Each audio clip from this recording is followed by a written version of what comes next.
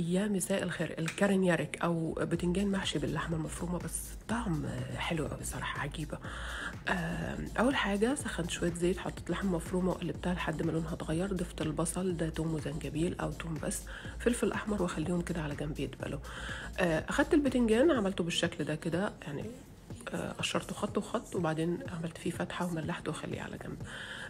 الخضار كده دبل، ضفت عليها كمان بتاع حوالي 3 طماطمات مفرومة، ملح وفلفل وبابريكا والسبع بهارات، وخليها تتسبك. في نفس الوقت قليت البتنجان، هحطه في الصينية وافتحه بالشوكة كده، واحشيه بالصلصة اللي احنا عملناها بالشكل ده كده. حطيت عليه كمان فلفل وطماطم كده يعطيه شكل حلو قوي. والصوص اللي هنحطه حوالي عبارة عن معلقة من الصلصة، رشة ملح، وكوباية مية مغلية. نقلبهم ونضيفوا عليها، وهندخلها الفرن وهي مكشوفة بس تتحمر، وقدموها مع شوية رز. نفس طعم المسقعة بس شكلها حلو بصراحة، وطعمها لذيذ كمان.